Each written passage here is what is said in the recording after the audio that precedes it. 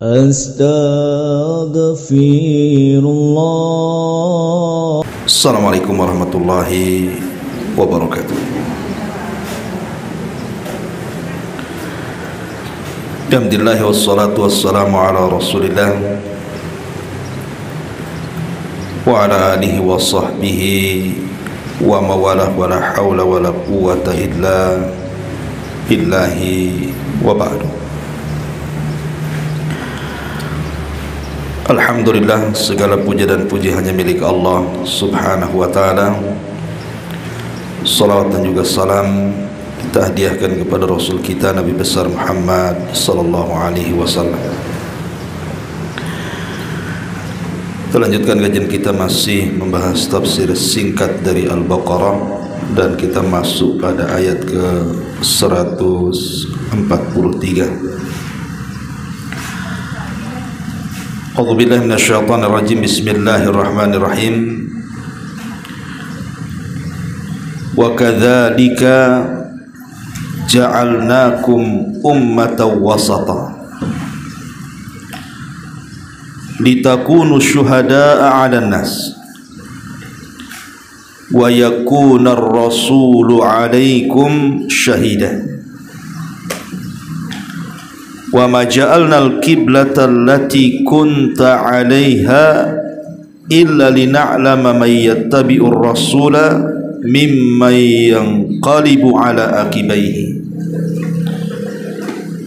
wa in kanat lakabiratan illa 'ala alladhina hadallahu wa ma kana Allahu liyudhi'a imanakum innallaha bin nasi laraufur rahim. Demikianlah pula kami telah menjadikan kalian, maksudnya umat Islam, umat pertengahan, agar kelak kalian menjadi saksi atas perbuatan manusia, dan agar Rasul menjadi saksi atas perbuatan kalian. Kami tidak menetapkan kiblat ke Baitul Maqdis yang dahulu kamu berkiblat kepadanya, kecuali agar kami mengetahui dalam kenyataan siapa yang mengikuti Rasul dan siapa yang berbalik ke belakang Rasul. Sungguh pemindahan kiblat itu amat sangat berat, kecuali bagi orang-orang yang telah diberikan petunjuk Allah. Allah tidak akan menyia-nyiakan keimanan. Sungguh Allah benar-benar Maha Pengasih lagi Maha Penyayang kepada manusia. Baik. Ma'asyiral muslimat yang dimuliakan Allah subhanahu wa ta'ala, ayat ini menjelaskan kepada kita tentang kedudukan agama Islam, di mana agama Islam Allah subhanahu wa ta'ala telah jadikan menjadi ummatan wasata, umat yang pertengahan. Maksudnya pertengahan di antara Yahudi dan Nasrani, karena terkadang satu sisi Nasrani itu melampau dalam agamanya.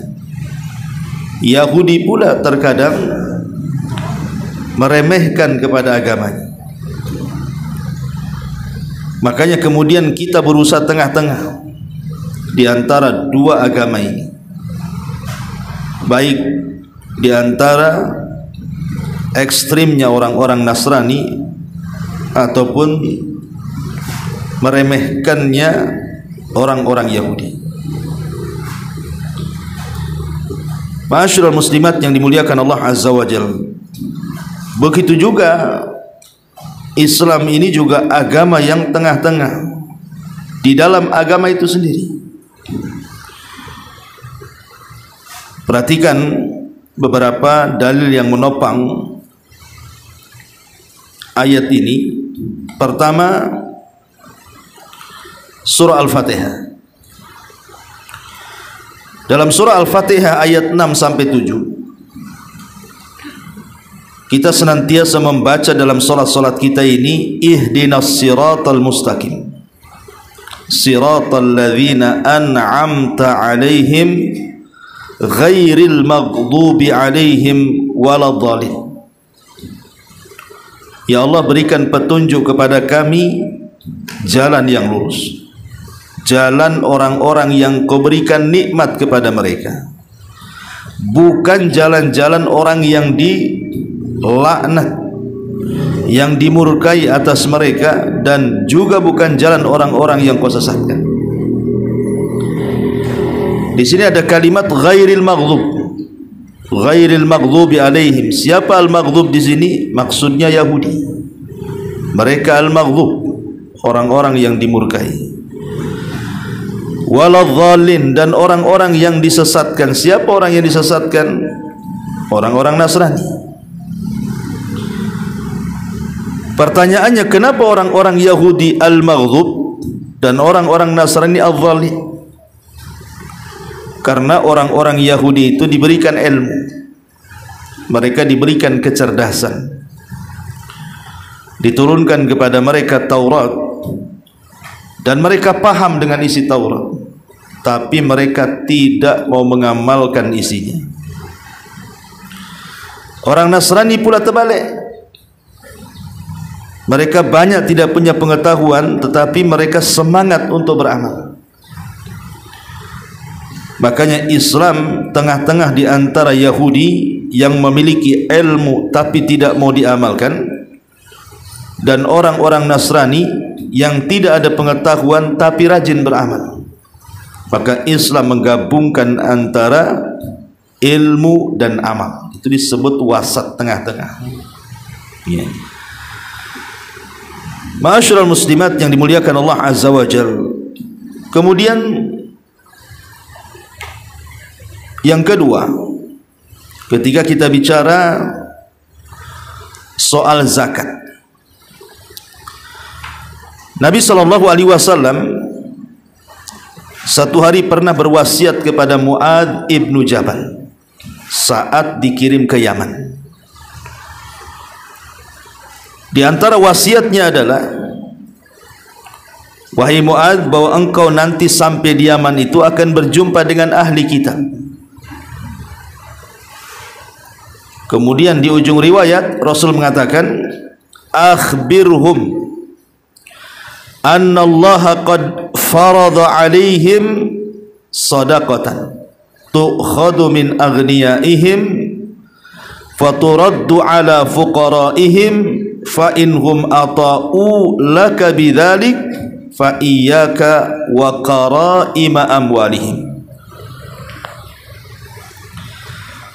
Habarkan kepada mereka, tentu setelah mereka memeluk Islam, bahwa Allah Subhanahu wa taala telah mewajibkan kepada mereka sedekah, maksudnya zakat, diambil dari orang-orang kaya mereka dan didistribusikan kepada orang-orang fakir mereka.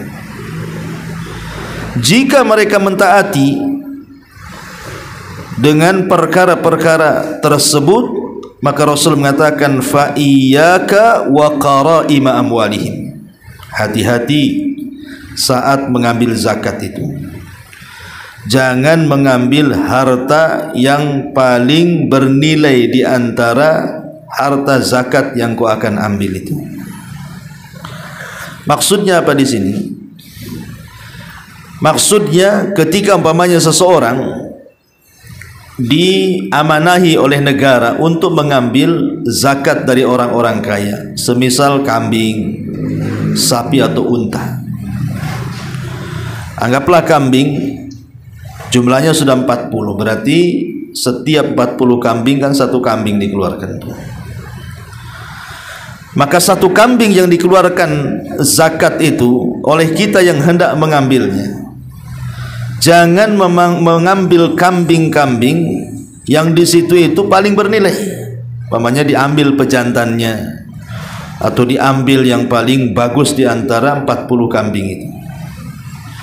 Tetapi tidak mengambil juga kambing-kambing yang belum cukup usia zakatnya, kambing-kambing kurus, sakit dan begitu seterusnya. Tapi ambillah yang pertengahan, gitu maksudnya ya. Sampai dalam mengambil zakat saja Islam mengajarkan pertengahan, tidak mengambil yang jelek, tidak pula mengambil yang paling bagus. Ambillah yang tengah-tengah. Ini contoh bahwa Islam itu adalah agama wasat, agama moderat, tengah-tengah ya. Ma'asyiral muslimat yang dimuliakan Allah Subhanahu wa taala. Kemudian juga Allah Subhanahu wa taala yang ketiga bicara soal infak dalam surah Al-Furqan ayat 67. Allah Subhanahu wa taala mengatakan walladzina idza anfaqu lam yusrifu wa lam yaqturu wa kana baina dzalika qawama. Dan orang-orang yang apabila mereka hendak menginfakkan hartanya, maka mereka tidak berlebihan dan juga tidak kikir, dan mereka tengah-tengah di antara keduanya. Artinya tidak jor-joran saat berinfak, akhirnya kemudian sampai ataupun di atas kebutuhannya. Ketika kita butuh akhirnya uangnya habis karena diinfakkan. Ataupun tidak pelit gitu ya, hartanya banyak tapi infaknya sedikit. Tapi kalau bisa tengah-tengah, makanya Allah mengatakan wa kana baina dzalika qawama. Tapi ambillah yang tengah-tengah. Ma'asyiral muslimat yang dimuliakan Allah Azza wa Jalla, ayat ini juga Al-Furqan ayat 67 juga mengajarkan kepada kita bahwa agama Islam ini adalah agama wasat, agama tengah-tengah. Di antara kelompok-kelompok yang ekstrim berlebihan ataupun kelompok-kelompok yang meremehkan. Itulah kaidah Islam harus dipahami, bahwa agama Islam itu dinul wasatiyah atau din al-i'tidal, pertengahan. Baik, ma'asyiral muslimat yang dimuliakan Allah Subhanahu wa taala, untuk menunjukkan bahwa agama ini memang sangat menjauh dari dua perkara itu, kita lihat beberapa riwayat. Pertama, Nabi sallallahu alaihi wasallam satu hari pernah marah kepada beberapa orang yang datang menemui dia tetapi tidak berjumpa dengan dia, malah kemudian berjumpa dengan istri-istrinya. Lah, tiga orang ini bertanya soal ibadahnya Nabi. Ibadahnya Nabi itu di rumah seperti apa sih? Ya, yang tahu kan istrinya.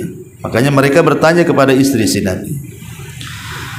Ya, istri-istri Nabi yang menjelaskan apa yang mereka lihat selama Nabi berada di giliran-giliran mereka. Tiba-tiba kemudian tiga orang ini merasa bahwa ibadahnya Nabi itu tidak banyak. Ka'annahum taqallun, kata dalam riwayat itu, seolah-olah mereka menyedikitkan ibadahnya Nabi ya. Akhirnya kemudian salah seorang di antara mereka mengatakan, kalau begitu saya ingin berpuasa dan tidak akan pernah berbuka setiap hari. Yang satunya mengatakan, saya ingin sholat malam dan tidak akan pernah tidur. Yang satunya mengatakan, saya tidak akan menikah dan saya akan habiskan hidup untuk ibadah. Niatnya baik gitu ya, karena ingin menghabiskan semua umurnya itu untuk ibadah, sebenarnya intinya itu. Tetapi kemudian perkara ini sampai di telinga Nabi. Nabi SAW marah dan mengatakan, sayalah orang yang paling bertakwa dan yang paling takut loh kepada Allah, tapi saya puasa, terkadang saya tidak puasa. Maksudnya puasa-puasa sunnah ya. Saya sholat malam, terkadang saya tidur, dan saya menikahi wanita-wanita. Kemudian Rasul mengatakan, faman raghiba an sunnati falaysa minni. Maka siapapun yang benci kepada sunnahku, maka dia bukan kelompok. Lihat bagaimana Nabi SAW tidak membenarkan orang yang mau menghabiskan seluruh waktunya untuk beribadah kalau caranya ghulu, berlebihan, melampau dari apa yang diajarkan Nabi. Makanya kenapa satu hari Nabi SAW meminta kepada sahabat untuk mengambil kerikil-kerikil saat lempar jumrah ketika haji. Kalau tidak salah Abdullah ibn Abbas radhiyallahu anhu atau sahabat yang lainnya, saya lupa. Tapi yang jelas bahwa Rasul meminta sahabat ini untuk mengambil kerikil-kerikil kecil, maksudnya seruas-seruas jari untuk melempar jumrah, ya. Kemudian didatangkan batu-batu itu, dan persis seperti yang diperintahkan Rasul, ya, batunya seperti yang disifatkan Rasul, diambilkan batu-batu itu. Ketika itu Nabi SAW beritahu para sahabat, seperti inilah batu yang harus kalian lempar, seperti inilah batu yang kalian lempar.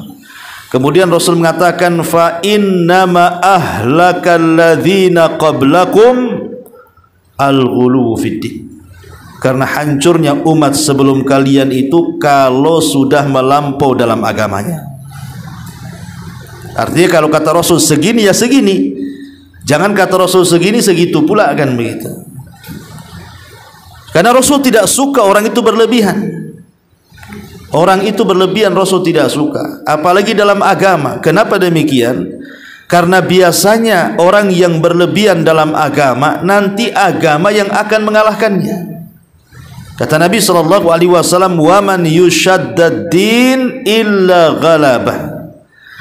Siapapun yang memperberat diri dalam agamanya, pasti agama akan mengalahkannya. Pasti itu. Kenapa? Karena Allah itu tidak merasa bosan, kita yang bosan. Allah itu tidak akan bosan menerima ibadah kita, kita yang bosan ibadah nantinya. Ketika kita berlebihan dalam ibadah, satu waktu kita akan berhenti, nggak akan kuat. Contoh ringan saja, Bu, ya. Pamannya ibu mau borong ibadah nih satu hari, mulai daripada sholat sunnahnya diborong semuanya, kemudian doa-doanya, kemudian zikir-zikirnya, kemudian semua ibadah yang diperintahkan kepada ibu-ibu borong dalam satu hari ini. Nggak akan kuat, Bu. Mana kuat? Nggak akan kuat. Makanya Abdullah ibn Mas'ud radhiyallahu anhu sampai mengatakan, ittabi'u wa la tabtadi'u faqad kufitum. Ikut saja, jangan buat bid'ah, itu sudah cukup. Karena yang ada saja kita tidak bisa melakukannya, yang tidak ada pula kita cari, yang ada loh kita tidak bisa melakukannya. Makanya kenapa kemudian Nabi SAW menyukai orang-orang yang sederhana, yang tengah-tengah. Kata Nabi, khairul a'mal adwamuha wa in qallah. Kata Rasul, sebaik-baik amal itu yang istiqomah walaupun sedikit, daripada banyak kemudian tumbang, gitu ya. Daripada banyak kemudian tumbang, mendingan sedikit tapi terus menerus. Pamannya sholat sunnah, ibu istiqomah di sholat malamnya, ya sudah sholat malam saja. Ya, kalau mampu menambah dengan yang lain nggak apa-apa, tapi jangan sampai kemudian dengan menambah yang lainnya akhirnya kemudian tidak istiqomah gitu. Karena Allah itu suka dengan istiqomahnya seorang hamba.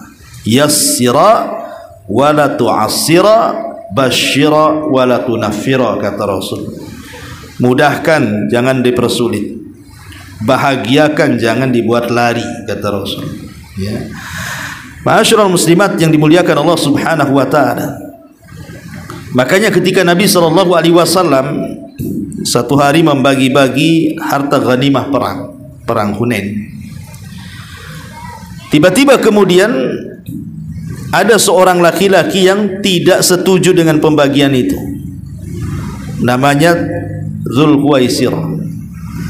Dzulhuwaisirah ini atau Zuhair ibn Khurqus at-Tamimi nama aslinya, atau julukannya Dzulhuwaisirah, datang kepada Rasulullah dan mengatakan i'dil ya Muhammad, adillah kau Muhammad, masa kayak gini pembagiannya gitu. Maka Rasul marahlah dan mengatakan illam a'dil faman ya'dil, kalau aku tidak adil siapa yang lebih adil, kata Rasul. Kemudian Rasul mengatakan nanti ini dari pundak orang ini, ketika Dzulkhuwaisirah sudah pergi, Rasul mengisyaratkan ke pundaknya, nanti lo dari orang ini akan keluar sebuah kaum yang semisal dia, mereka meremehkan solat kita dibandingkan solat mereka, puasa kita dibandingkan puasa mereka, baca Quran kita dibandingkan baca Quran mereka, padahal mereka baca Quran tidak sampai di tenggorokan mereka, dan mereka melesat dari Islam seperti melesat anak panah dari busurnya. Dan kalau kalian mendapati orang seperti itu, perangi dalam kehidupan kalian, sebab dalam memerangi mereka dapat pahala, kata Nabi. Hadis ini disyaratkan kepada siapa? Kepada Khawarij. Dan Khawarij itu agama yang ekstrim. Kenapa? Karena mereka itu mudah mengkafir-kafirkan di luar kelompoknya. Pokoknya selain kelompok mereka sejak kafir. Ini karena ekstrim namanya. Lah Islam tidak mengenal seperti ini. Ghulu dalam agama. Islam itu hanya agama pertengahan, tidak ghulu seperti itu, dan juga tidak meremehkan. Seperti namanya meremehkannya orang-orang Murji'ah. Mereka menganggap bahwa maksiat-maksiat yang kita lakukan itu tidak berpengaruh kepada iman. Jadi asal ibu mengucapkan 2 kalimat syahadat, ibu mau berzina, mau berghibah, mau berjudi, mau mabok, mau apa, nggak peduli, nggak akan bergeming keimanan kita. Nggak mungkin mempengaruhi iman maksiat itu. Nah, ini kan meremehkan agama namanya. Ya nggak mungkin lah maksiat tidak berpengaruh, pasti berpengaruh lah kan itu. Dan kita bisa rasakan kok. Kita saja kalau ibu tidak pernah jarang ngaji, jarang ketemu kawan-kawan, lama-lama futur kok. Ya, biasa mamanya ibu datang ke pengajian, kawannya juga kawan-kawan yang ngaji. Sekali sebulan hilang. Kawannya dengan orang-orang yang tidak ngaji, lama-lama futur. Itu kita bisa rasakan itu. Makanya dalam pengertian iman menurut ahli sunnah itu, al-iman yazidu wa yanqus, yazidu bit ta'ah wa yanqusu bil maksiyah. Iman loh bertambah dan berkurang. Dia bisa bertambah karena ketaatan, bisa berkurang karena kemaksiatan. Tapi orang Murji'ah mengatakan apa? Enggak, maksiat itu enggak pengaruh iman katanya. Ya, sampai kemudian mereka bukan hanya melegalkan maksiat, karena bagi mereka tidak pengaruh kepada iman, yang penting 2 kalimat syahadat. Bahkan di antara mereka sampai mencari-cari dalil untuk tidak melaksanakan solat seperti solat yang kita lakukan. Mereka mengatakan solat itu yang penting eling, yang penting ingat. Inna salata li dzikri, solat itu untuk mengingat aku katanya. Berarti kalau solatnya sudah ingat, sudah eling, ya sudahlah solat dia namanya. Yang penting eling aja katanya. Nah, ini kan meremehkan. Nabi aja kayak gitu kok. Nabi loh solat sampai pecah-pecah lagi itu kakinya. Hebat mana Anda dengan Nabi? Ya. Makanya kemudian Islam berusaha tegak di tengah-tengah antar agama atau di dalam agama itu sendiri. Adapun di antara umat beragama, antara Yahudi dan Nasrani, Islam itu tengah-tengah. Ketika orang-orang Nasrani hulu kepada Isa bin Maryam, melampaui batas kepada Isa bin Maryam, dan mengatakan Isa itu Tuhan, Isa itu anak Tuhan, Isa itu satu di antara 3 Tuhan, maka Islam tidak mengatakan seperti itu. Atau meremehkannya Yahudi kepada Isa. Yahudi mengatakan Isa itu anak zina, ibunya pezina. Kan ini berseberangan tuh. Ekstrim, satunya ke kanan, satunya ke kiri kan itu. Yang satunya mengatakan Isa itu Tuhan, yang satunya mengatakan Isa itu anak zina. Nah, ini kan gimana ini menyatukan 2 pendapat ini? Yang satu melampau sekali, yang satu merendahkan sekali. Maka Islam tengah-tengah. Islam tidak mengatakan Isa itu anak zina, ibunya juga bukan pezina. Tapi Islam juga tidak mengatakan Isa itu anak Tuhan, atau satu di antara 3 Tuhan, atau Tuhan itu sendiri. tapi Isa adalah utusan Tuhan. Nah, selesai, tengah-tengah. Jadi Islam ini berusaha wasatiyah, al-i'tidal, tengah-tengah. Ketika orang-orang Yahudi dalam bab ibadah umpamanya menilai wanita-wanita haid bagi orang Yahudi itu najis sak badan-badannya. Makanya wanita Yahudi itu kalau istrinya haid dilarang tidur satu kamar, makan satu meja, dikurung sampai dia selesai haidnya. Nasrani pula meremehkan wanita-wanita haid itu bisa digauli, bisa hubungan suami istri. Maka Islam tengah-tengah, tidak mengatakan wanita itu badannya najis, tapi juga tidak boleh digauli. Ya boleh tidur satu kamar, bercumbu satu kamar, tapi tidak boleh digauli. Dalam arti kata digauli di sini secara hakikat hubungan suami istri. Tapi kalau digauli tanpa kemudian melakukan hubungan suami istri tidak ada masalah. Makanya Islam itu tengah-tengah di antara Yahudi dan Nasrani.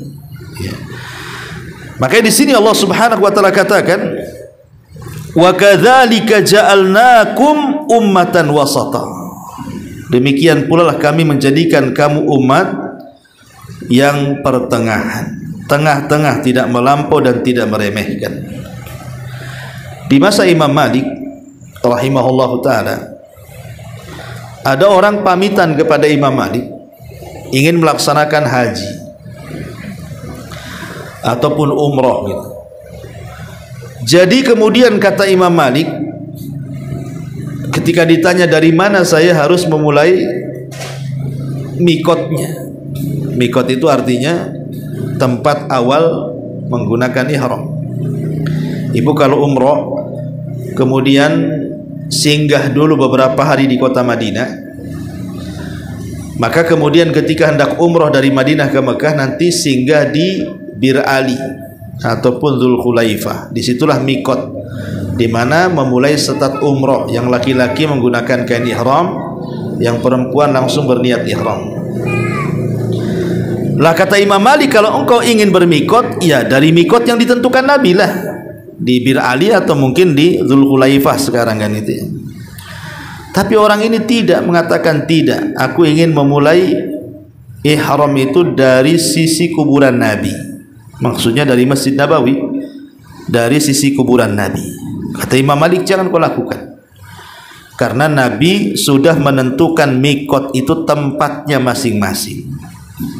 Dia kekeh, ya, tidak, saya akan kain ihram saya akan saya pakai di sisi kuburan Nabi gitu. Maka Imam Malik mengatakan, akhsha alaikal fitnah, jangan, aku takut akan tertimpa fitnah kepadamu. Akhirnya orang ini mengatakan, ya Imam, saya ini hanya nambah jarak saja, kan dari Masjid Nabawi ke mikot itu kan 1 jam lah kan gitu ya, hanya ditambah jarak saja, apa salahnya? Kata Imam Malik, jangan, nanti engkau akan tertimpa fitnah. Kemudian dia mengatakan, fitnah apa yang akan menimpaku, katanya.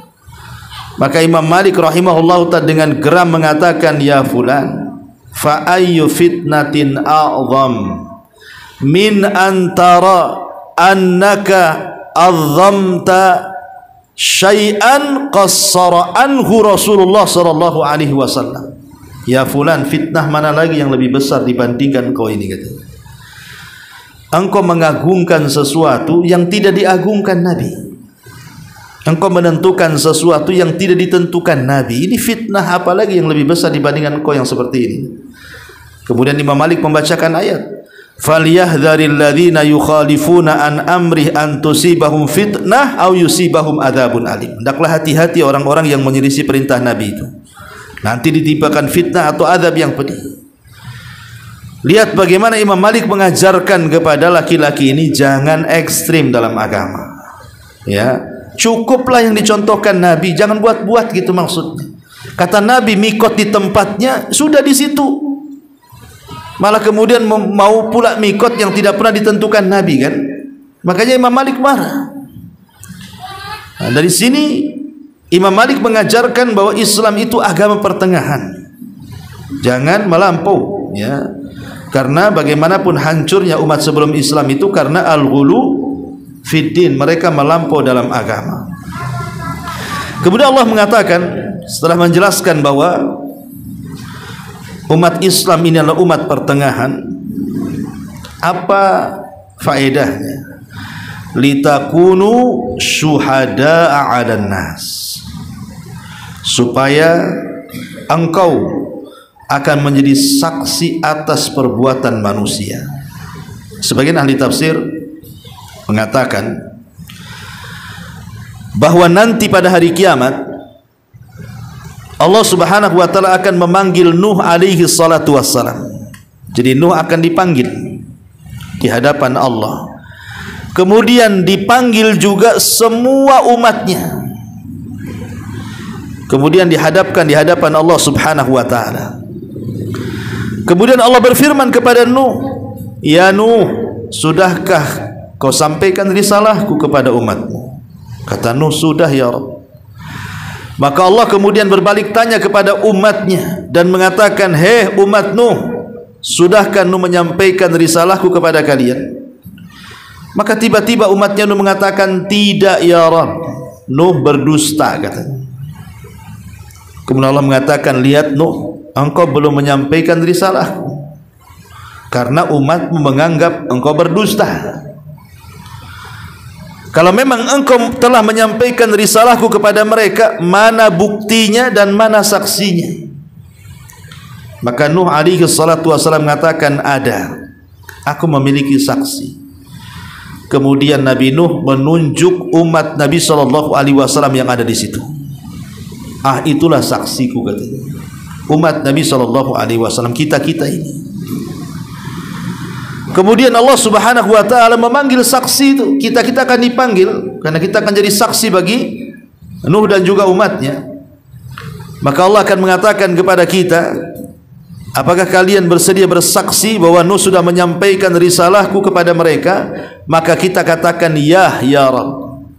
Kemudian Allah mengatakan, "Bagaimana mungkin kalian bersaksi? Sementara saat Nuh menyampaikan risalahnya kepada umatnya, kalian tidak hidup di zaman itu." Namanya saksi itu menyaksikan. Lah kalian tidak menyaksikan, usia Nuh dengan kalian saja nggak ketemu, kok bisa jadi saksi? Logikanya kan begitu.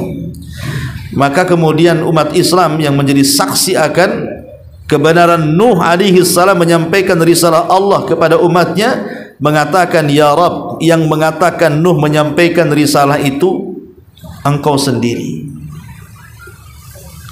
Engkau sendiri yang menyampaikan, Nuh menyampaikan risalah. Dari mana informasinya? Dari Al-Quran.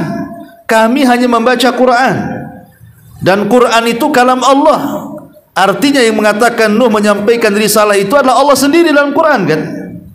Makanya kami siap bersaksi karena yang mengatakan Nuh menyampaikan engkau sendiri. Maka Rasulullah SAW, maka Allah Subhanahu wa taala membenarkan ucapan kita dan ucapan Nuh dan mendustakan kaumnya. Berarti kita ini akan menjadi saksi pertengahan antara Nuh dan umatnya. Tengah-tengah kita. Ya, kita akan menyampaikan kepada Allah tentang kebenaran Nuh. Bukan hanya Nuh saja, semua para nabi akan didatangkan dengan umatnya. Nabi Saleh dengan umatnya, Nabi Syuaib dengan umatnya, semua para nabi, dan kita yang akan menjadi saksi di situ.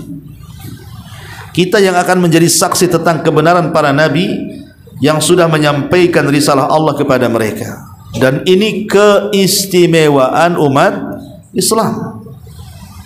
Umat Islam ini sangat istimewa sekali pada hari kiamat karena akan jadi saksi. Beruntunglah menjadi umat Islam itu, karena Allah Subhanahu wa taala meninggikan derajat kita dengan menjadi saksi bagi para nabi dan umatnya. Kemudian Allah mengatakan, "Wa yakunar rasul 'alaikum syahida." Dan juga agar Rasul, maksudnya Nabi Muhammad sallallahu alaihi wasallam, menjadi saksi atas perbuatan kalian. Satu hari Nabi sallallahu alaihi wasallam pernah memanggil Abdullah ibn Mas'ud. Abdullah ibn Mas'ud ini kunyahnya Ummi Abdin, ibnu Ummi Abdin, yang memiliki suara emas ketika membaca Quran. Karena senangnya Rasul dengan suara Ibnu Ummi Abdin atau Abdullah bin Mas'ud ini, karena satu hari Nabi dan Abu Bakar sedang berjalan di samping Masjid Nabawi, Rasul, Abu Bakar dan Umar. Tiba-tiba Abdullah bin Mas'ud ini sedang membaca Quran dan suaranya sangat indah sekali, sampai terhenti Rasul, kemudian menghentikan langkah Umar dan Abu Bakar.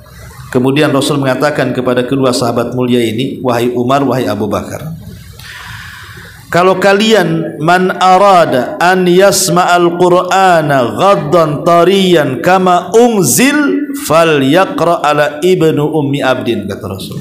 Kalau kalian berdua ingin mendengar suara Al-Quran saat pertama diturunkan kepadaku, kau dengarkan suara Ibnu Ummi Abdin itu. Maksudnya Abdullah bin Mas'ud. Seolah-olah Rasul ingin apa? Ingin katakan suaranya sejajar dengan Jibril. Seolah Rasul ingin katakan seperti itu. Jadi satu hari Nabi SAW memanggil nih Ibnu Ummi Abdin yang punya suara yang indah saat baca Quran, Abdullah bin Mas'ud, dan mengatakan, wahai Ibnu Mas'ud, bacakan kepadaku Al-Quran. Abdullah bin Mas'ud heran dan mengatakan, ya Rasulullah, a'aqra'u alaika wal Qur'anu unzila ilaika, haruskah saya membaca Quran sementara Quran kan turun kepadamu, wahai Rasul? Kata Rasul, sudah, baca saja. Akhirnya kemudian Abdullah bin Mas'ud membaca surah An-Nisa sampai kepada fa kaifa idza ji'na min kulli ummatin bi syahid wa ji'na bika ala haula'i syahida. Fa kaifa idza ji'na min kulli ummatin bi syahid, bagaimana kalau seandainya kami datangkan pada tiap-tiap umat itu saksi dan engkau yang akan menjadi saksi bagi mereka. Maka Rasul SAW langsung menangis dan mengatakan, hasbuka ya Ibnu Mas'ud, cukup. Kata Abdullah bin Mas'ud, aku melihat kedua mata Rasul mengeluarkan air mata dan membasahi janggutnya. Karena ketika kemudian menyinggung soal saksi pada hari kiamat, teramat sangat berat bagi Rasul. Fakaifa idza ji'na min kulli ummatin bisyahid, bagaimana kalau seandainya kami datangkan tiap-tiap umat itu menjadi saksi-saksi dan engkau yang akan menjadi saksi bagi mereka. Menunjukkan bahwa Nabi SAW akan menjadi saksi pada hari kiamat, baik kepada kita atau kepada seluruh umat-umat sebelum kita. Ma'asyiral muslimat yang dimuliakan Allah Azza wa Jalla. Kemudian Allah mengatakan, wa ma ja'alnal qiblatal lati kunta 'alaiha illa lina'lama man yattabi'ur rasul mimma yanqalibu ala akibaihi. Kemudian Allah mengatakan, kami tidak menetapkan kiblat, maksudnya Baitul Maqdis yang dahulu kamu berkiblat kepadanya. Nabi SAW berkiblat berapa tahun ke Baitul Maqdis? 3 tahun 6 bulan, 3 tahun 16 bulan, atau dengan kata lain 4 tahun 6 bulan lah kan itu. Enggak sampai ya. 3 tahun di kota Mekah, 16 bulan di kota Madinah. Ya senangnya 3 tahun 16 bulan. 3 tahun di Mekah sebelum hijrah, 16 bulan di Madinah. Itu selama itu Nabi SAW menjadikan Baitul Maqdis itu kiblat. Jadi sebelum hijrah saja sudah menghadap Baitul Maqdis. Kemudian Rasul hijrah menghadap Baitul Maqdis lagi selama 6 bulan. Baru setelah itu ada peralihan kiblat. Dari sini kita tahu Baitul Maqdis ini adalah sangat bersejarah bagi umat Islam, karena pernah menjadi kiblat. Bahkan Nabi SAW pernah diisrakan dari Mekah sampai ke Palestina dan berakhir di Baitul Maqdis. Kemudian memulai dengan peristiwa Mi'raj juga dari Baitul Maqdis, akhir daripada Mi'raj di Baitul Maqdis juga, dan mengimami para nabi. Seolah-olah Allah ingin katakan ketika Nabi menjadi imam para nabi, seolah-olah kalau boleh kita katakan para nabi itu ingin mewariskan bahwa Baitul Maqdis itu milik Nabi dan umatnya, karena dia yang mengimami semua para nabi itu. Mewariskan, karena siapa lagi pewaris para nabi kan? Kan nabi yang terakhir masalahnya. Khatamul anbiya'i wal mursalin, penutup para nabi dan rasul. Kata Rasulullah, nabiyya ba'di, tidak ada nabi sepeninggalku. Berarti ketika Rasul menjadi imam di belakangnya para nabi, seolah-olah para nabi mengatakan, ya Muhammad, engkaulah nabi terakhir, maka inilah masjid yang kami wariskan kepadamu dan kepada umatmu. Jadi Masjidil Aqsa itu masjid warisan, dan umat Islam yang memilikinya sampai hari ini, bahkan sampai kiamat dibangkitkan. Kemudian di sini kami tidak menetapkan kiblat Baitul Maqdis yang dahulu kamu berkiblat kepadanya, kecuali agar kami mengetahui dalam kenyataan siapa yang mengikuti Rasul dan sesiapa yang berbalik ke belakang. Kemarin kita sudah jelaskan minggu yang lalu tentang peralihan kiblat kan. Jadi ketika tiba-tiba kemudian setelah 16 bulan Rasul di Madinah, kemudian Nabi SAW terus memandang ke langit. Akhirnya kemudian turunlah ayat soal pemalingan kiblat itu. Qad nara taqalluba wajhika fis sama falanuwalliyannaka qiblatan tardaha fawalli wajhaka syatral masjidil haram. Nah, sekarang hadapkan wajahmu ke Masjidil Haram. Ketika itu para sahabat merasa berat. Apalagi kemudian isu-isu orang Yahudi. Orang Yahudi makin bencilah. Awalnya Yahudi sudah senang kiblatnya sama, bahwa kiblat mereka adalah kiblat kita. Tiba-tiba kemudian dipalingkan, maka orang Yahudi mulai kemudian memburuk-burukan Nabi dan Islam dan mengatakan, ajaran apalah katanya, kok bentar-bentar ngadep sana sholatnya, bentar-bentar ngadep sini, kok nggak istiqomah sekali agama Muhammad ini. Nah, mulai kemudian diburuk-burukan oleh orang-orang Yahudi. Belum lagi orang-orang munafik. Makin lagi orang-orang munafik menjelek-jelekan Nabi dan mengatakan ini main-main Muhammad ini katanya. Dalam urusan ibadah dia sudah main-main katanya, menukar-nukarkan kiblat. Nah, mulai orang-orang munafik istihza, merendahkan Nabi dan juga para sahabat. Lah sementara di satu sisi orang-orang musyrik yang ada di Mekah ketika mendengar bahwa kiblat Rasul sallallahu alaihi wasallam itu diarahkan ke Baitullah Al-Haram, mereka menyangka, tuh tengok Muhammad sudah balik ke agamanya katanya. Bentar lagi dia akan meninggalkan Islam dan menyembah berhala lagi katanya. Karena sudah kiblatnya dibalikan ke Mekah, tidak ke Baitul Maqdis lagi. Jadi memang jadi polemik tuh gara-gara pemindahan kiblat tuh. Jadi diberat para sahabat, karena apa? Karena banyak pukulan. Dijelek-jelekan Yahudi, dijelek-jelekan munafik, dijelek-jelekan musyrik. Berat akhirnya untuk memalingkan kiblat itu, berat sekali. Makanya di sini Allah mengatakan, wa ma ja'alnal qiblata allati kunta 'alaiha illa lina'lama may yattabi'ur rasul mimma yanqalibu 'ala aqibaihi wa in kanat lakabiratan illa 'alal ladzina hadallah. Ya. Kata Allah Subhanahu wa taala di sini, kami tidak menetapkan kiblat Baitul Maqdis yang dahulu kamu berkiblat kepadanya, kecuali agar kami mengetahui siapa yang mengikuti Rasul dan siapa yang berbalik ke belakang Rasul. Sungguh pemindahan kiblat itu berat, sangat berat, kecuali orang-orang yang telah diberikan petunjuk Allah. Tapi lama-lama akhirnya ya terbiasa gitu ya, mereka pun menghadap Baitullah Al-Haram. Alhamdulillah sampai hari ini Baitul Haram menjadi kiblat kita kaum muslimin, dan itulah kiblat terbaik dibandingkan kiblat yang lainnya. Allah pilihkan kiblat terbaik kepada kita. Yang tadinya ke Baitul Maqdis, Allah berikan kepada Masjidil Haram, dan Haram adalah kiblat terbaik. Karena bagaimanapun dari segi keutamaan kan berbeda. Orang sholat di Masjidil Haram saja, satu kali sholat berapa lipatannya? 100.000 kali sholat di masjid-masjid yang lainnya. Kalau di Masjid Nabawi 1.000. Ibu sholat di Masjid Nabawi satu kali itu sama dengan 1.000 sholat di Al-Qadiri. Tapi kalau Aqsa ini ada yang mengatakan 500. Walaupun hadis yang 500 ini dilemahkan oleh Syekh Albani, dan yang sahih adalah 1/4 dari keutamaan Masjid Nabawi. Kalau Masjid Nabawi 1000, kalau diambil 1/4-nya berarti 250 kali sholat. Itu yang sahih. Ya, jadi sholat di Masjidil Aqsa sama dengan 250 kali sholat. Riwayat yang sahih. Tapi riwayat yang lemah 500 kali sholat dibandingkan di masjid-masjid yang lainnya.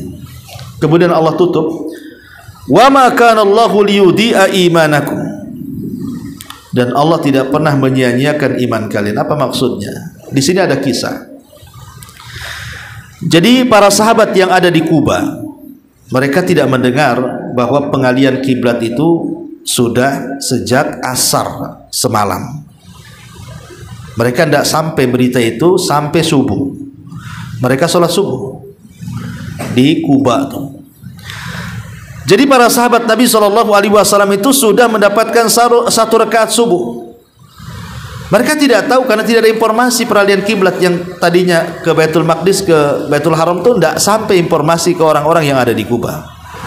Dan orang yang diutus oleh Rasul untuk memberitahu belum sampai. Sampainya itu di waktu subuh, ketika sahabat sudah dapat satu rakaat. Ketika sahabat masuk ke rakaat kedua, posisi mereka sedang ruku. Tiba-tiba kemudian utusan Nabi ini memberitahu kepada para sahabat yang ada di Kuba, ala wa innal kiblata qad surrifat. Ingat, kiblat sudah dipalingkan ke haram, sudah tidak ke Baitul Maqdis lagi. Mereka sedang sholat, tiba-tiba ada teriakan seperti itu, dan posisi mereka sedang ruku masalahnya. Maka subhanallah langsung berputar 180 derajat. Karena kan masalahnya antara Baitul Maqdis dengan haram ini pantat-pantatan kan bahasa kitanya ya. Yang satu ngarah sana, yang satu ngarah sana. Jadi kalau ngadap ke sana belakangi sana, kalau ngarah ke sana belakangi sana, kan begitu. Makanya berputar 180 derajat tuh ketika ruku mereka itu. Langsung putar gini ya di rakaat keduanya. Sehingga ketika selesai sholat, sahabat berat, cemana ya tadi rakaat pertama kita ngadap ke Baitul Maqdis, rakaat kedua ngadap ke Baitul Haram, padahal perintahnya sudah sejak semalam katanya kan. Bimbanglah para sahabat ini. Akhirnya kemudian mereka mempertanyakan soal rakaat pertama yang menghadap Baitul Maqdis, bukan soal rakaat kedua yang ke Haram, kan sudah jelas ke Haram. Ini rakaat pertama cemana nih? Berpahala enggak kami? Sah enggak? Dan begitu seterusnya. Maka Allah turunkan ayat wa ma kana Allahu liyudhi'a imanakum. Allah tidak akan menyia-nyiakan iman. Iman di sini artinya salat. Ya, iman dalam ayat ini artinya salat. Jadi terjemahannya wa ma kana Allahu liyudhi'a imanakum artinya sungguh Allah tidak akan menyia-nyiakan salat kalian. Artinya rakaat pertama tetap diterima sebagaimana juga rakaat kedua. Baru Allah tutup ayatnya, innallaha binnasi la raufur rahim. Sungguh Allah benar-benar maha pengasih lagi maha penyayang kepada manusia. Wallahu a'lam. Saya kira satu ayat saja. Taib, sebelum saya tutup, silahkan kembali bertanya.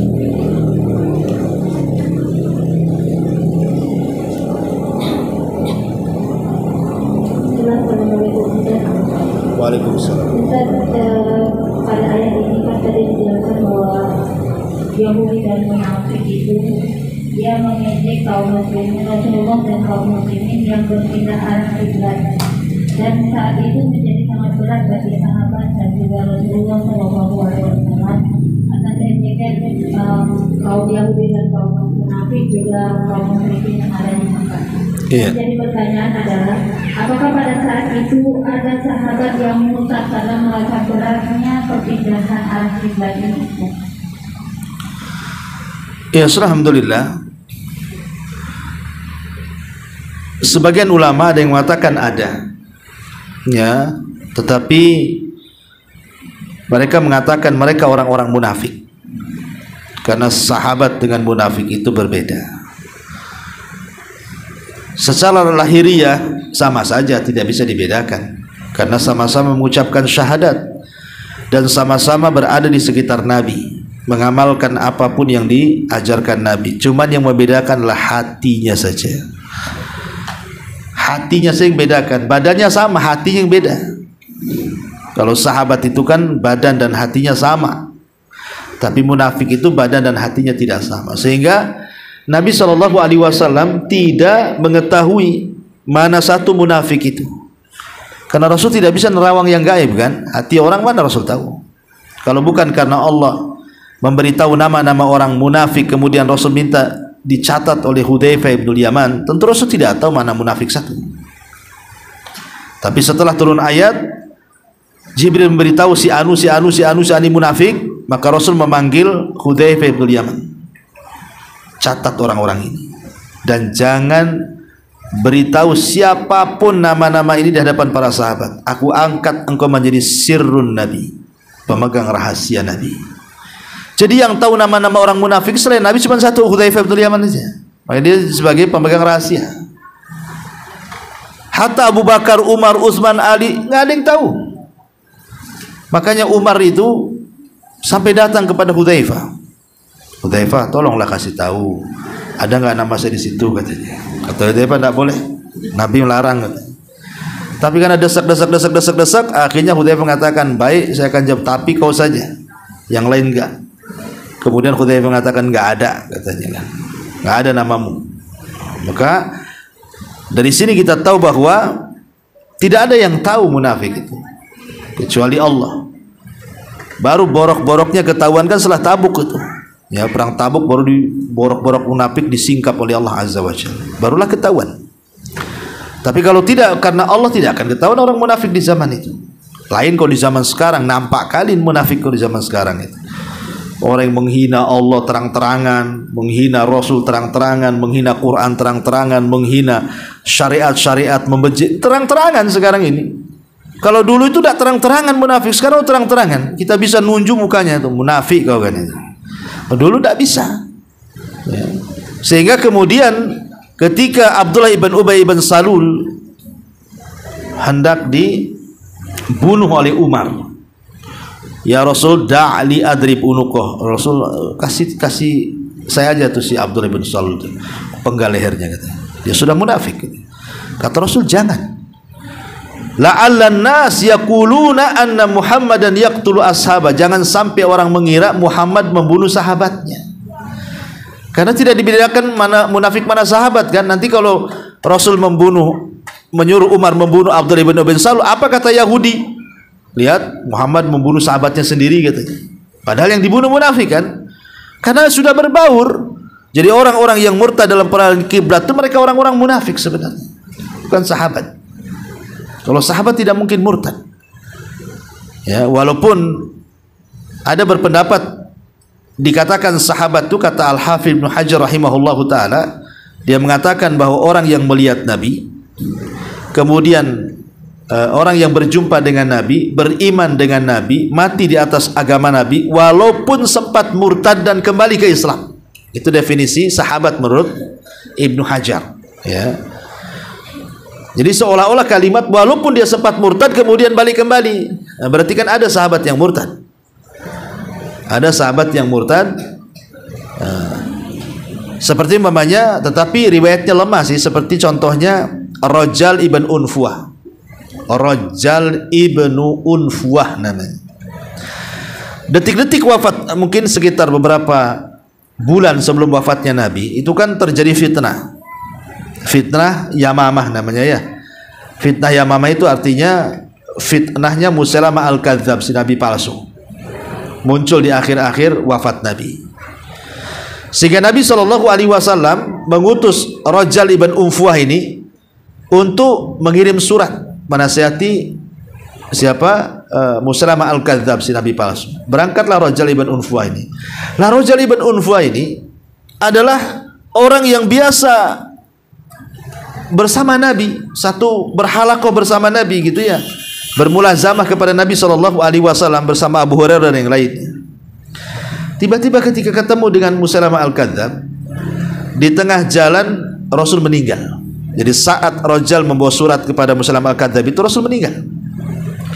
Entah apa ceritanya, Tiba-tiba kemudian Rajal ibn Unfuwa ini ngomong empat mata dengan Musailamah al-Kadzdzab, bukannya menasihati sesuai dengan apa yang disarankan Nabi, malah ikut pula dia Musailamah al-Kadzdzab membenarkan kenabiannya. Kan? Lihat bagaimana orang pakar Quran, orang yang dekat dengan Rasul bisa murtad. Tetapi sebenarnya mengatakan riwayatnya lemah sebenarnya, karena mungkin sahabat melakukan seperti ini. Tapi kalaupun seandainya benar, maka hidayah itu milik Allah. Hidayah itu milik Allah. Rasul aja takut kepada Umar ketika membawa lembaran Taurat dan disuruhnya dilemparkan Taurat itu. Dan Rasul mengatakan, taraktu fikum alal bayda lailuha kanahariha la yazigu anha illa halik. Kayak Umar, aku tinggalkan Islam putih-putih, bersih-bersih, terang-terang. Kenapa kau ngambil ajaran yang lain? Lemparlah Taurat itu. Kau sudah bingung ya? Macam-macam Rasul mengatakan sama Umar kan? Seolah-olah Rasul khawatir kalau orang sekelas Umar saja takut menyimpang gara-gara membawa lembaran Taurat, apalagi sekelas kita kan itu. Ya, mungkin seperti itu. Ya wallahu a'lam.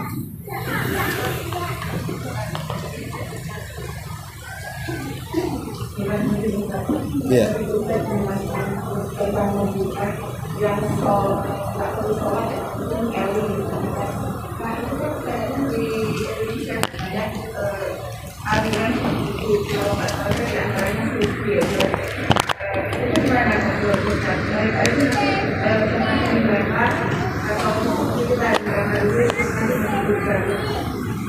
Orang yang tidak sholat,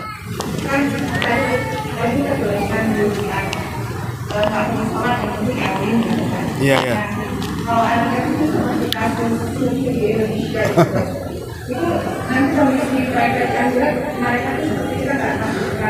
Iya, alhamdulillah, paham. Jadi orang yang tidak sholat kafir, Bu. Orang yang tidak sholat kafir. Itu hukum umum. Hukum umum orang sholat, orang yang meninggalkan sholat bisa kufur. Kenapa? Karena ada hadis.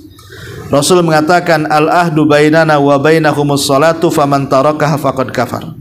Perbedaan kita dengan orang kafir sholat, siapa yang meninggalkan dia telah kufur. Dan juga dikisahkan bahwa tidak ada satupun di mata para sahabat amalan yang kau ditinggalkan sampai tingkat kufur melebihi sholat. Artinya ijma, kesepakatan sahabat. Tidak ada amalan kau ditinggalkan bisa kufur kecuali sholat. Itu semua sepakat sahabat, tidak ada khilaf. Ya. Karena sholat itu kata Nabi imaduddin, dia tiangnya agama kan. Amuduha as-salatu, tiangnya agama ini sholat. Lalu kalau tiangnya sudah roboh ya roboh lah agama tuh. Ya.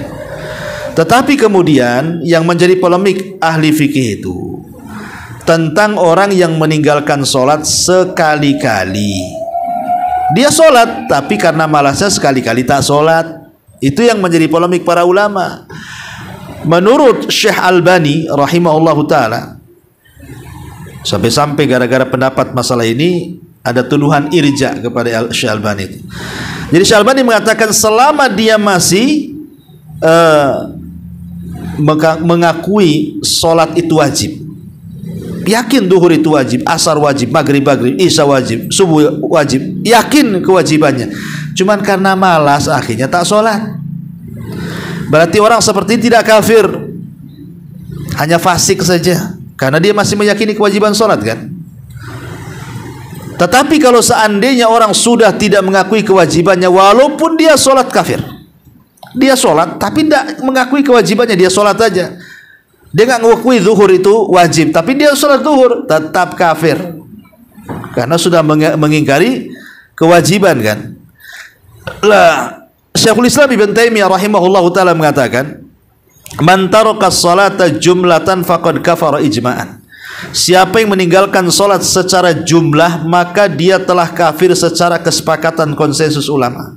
Maksudnya hidupnya lebih banyak meninggalkan sholat dibandingkan sholat. Umpamanya sholatnya hanya Idul Fitri saja, nampak di lapangan, ya, atau sholatnya hanya Jumat saja, tapi 5 waktunya tidak, atau sholatnya hanya taraweh saja, wajibnya tidak, itu kafir karena lebih banyak meninggalkan dibandingkan melakukan. Tapi yang jadi khilaf itu lebih banyak melakukan, sedikit meninggalkan. Ini yang jadi perselisihan, kafir atau tidak. Lihat tentang keyakinannya. Kalau dia meyakini wajib, tidak kafir fasik. Tapi kalau tidak meyakini kewajibannya, sudah jelas-jelas kafir. Ini menurut ulama yang paling moderat, Syekh Albani. Tapi kalau ulama-ulama Saudi, lajnah daimah seperti Syekh bin Baz, Syekh Utsaimin dan yang lainnya, satu kali ibu meninggalkan sholat kafir. Satu kali saja meninggalkan sholat kafir. Itu kalau ulama-ulama manajer, ulama-ulama Saudi lah gitu ya. Langsung nggak ada cerita. Satu meninggal, besok harus syahadat. Ini mamanya tadi subuh ibu nggak melakukannya, langsung syahadat. Ya, masuk Islam lagi. Kalau ulama-ulama najd. Tapi kalau seperti Syekh Albani dan yang lainnya agak sedikit dipertimbangkan soal soal apakah dia meyakini kewajibannya atau tidak, kemudian juga apakah dia lebih banyak meninggalkan sholat atau tidak. Jadi masih ada pembahasan. Tapi kalau sudah jelas-jelas seperti orang-orang yang mengaku dirinya sufi kemudian sama sekali tidak sholat, kemudian sholatnya yang penting eling, yang penting ingat, ini sudah jelas keluar dari Islam. Ya, kalau sampai kemudian dia tidak sholat, karena mereka berdalil dengan apa? Ayat u'budullaha hatta ya'tiyakal yakin, sembahlah Allah sampai yakin. Berarti kalau sudah yakin tidak perlu sembah Allah lagi, akan masalah jadinya. Ya, berarti kalau tidak yakin masih sholat, kalau sudah yakin tidak perlu sholat, kesannya begitu. Maka dia tidak paham arti yakin dalam ayat itu bukan yakin yang kita pahami, artinya mati. Sembah Allah sampai mati, itu artinya itu. Bukan sampai yakin. Ya. Jadi ini juga kekeliruan mereka memahami dalil. Ya. Wallahu a'lam. Ya, saya kira cukup. Nggak ada hadiah kan? Ya. Oh, ada. Oh iya. Oke. Waalaikumsalam.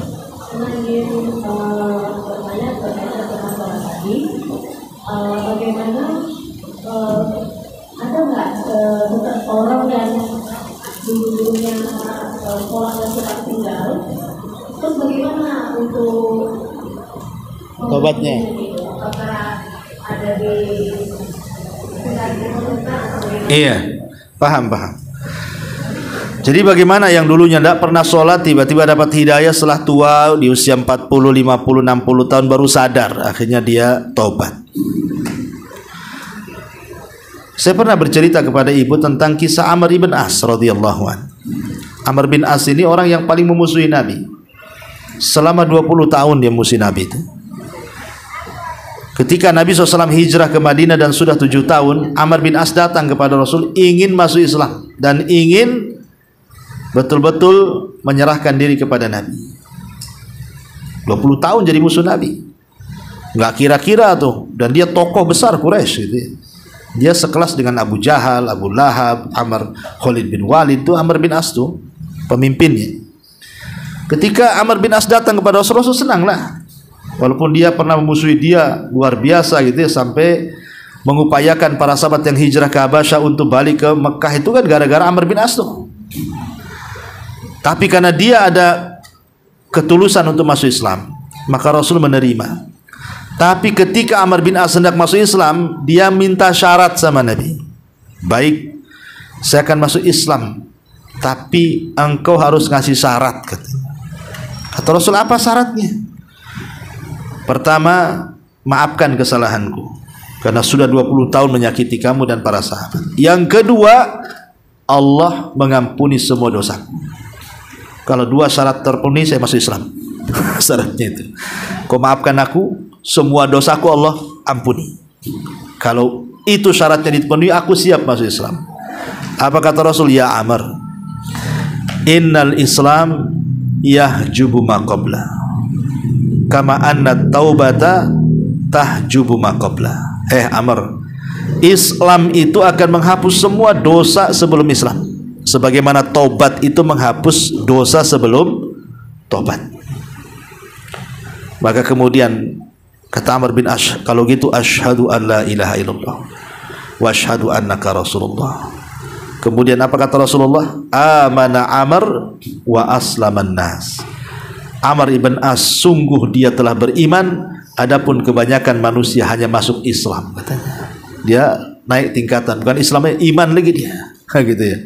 Dari sini kita tahu bahwa kalau orang sudah banyak meninggalkan sholat atau sama sekali tidak sholat, tiba-tiba dapat hidayah kemudian sholat, maka taubatnya itu bisa menghapuskan dosa-dosa sebelumnya. Tidak perlu diqadha. Tetapi kewajiban ibu itu harus memperbanyak sholat sunnah. Kalau dulu ibu banyak meninggalkan sholat, nah sekarang sudah tobat, sholat wajib sudah lakukan, maka perbanyak sunnah. Perbanyak sholat rawatib, sholat nafilah, sholat duha, sholat tahiyatul masjid, sholat witir, sholat tahajud, qiyamul lail. Pokoknya perbanyak sholat sunnah. Ya, dengan sholat sunnah itu bisa menempel yang sudah kita tinggalkan. Wallahu a'lam. Ya, saya kira cukup. Baik, ini ada 3 hadiah lagi. Kita buka pertanyaan. Pertanyaan yang pertama, sebutkan satu dalil saja yang tadi saya sebutkan, bahwa Islam itu agama moderat, agama pertengahan. Iya, silakan Om. Nah, dengar saya. Kasih mic coba.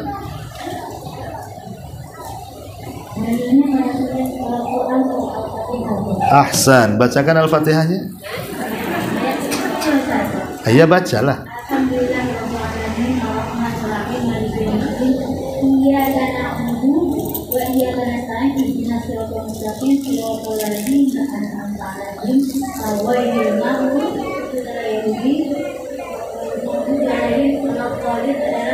Ahsanti, Masya Allah, mumtaz.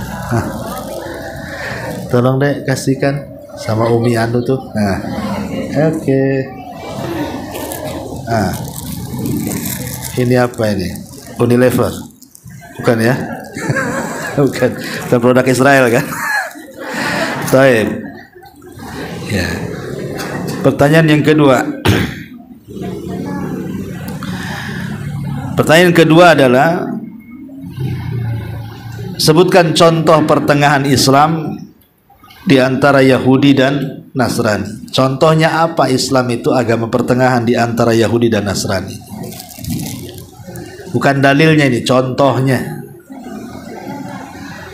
Itu ujung, Om. Ujung sana. Coba diestafetkan tuh. Ujung sana, ujung.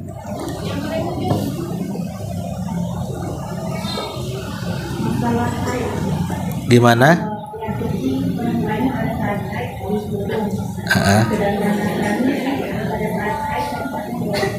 Ahsanti, Masya Allah.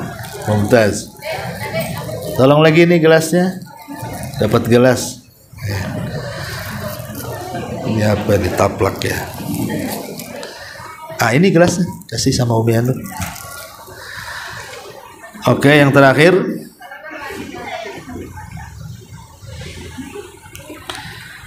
Apa makna wa ma kana Allahu liyudhi'a imanakum? Dan Allah tidak menyia-nyiakan iman kalian. Apa makna iman di sini? Ahsan, Masya Allah. Langsung. Taib sampai di sini. Subhanakallahumma bihamdika, asyhadu an la ilaha illa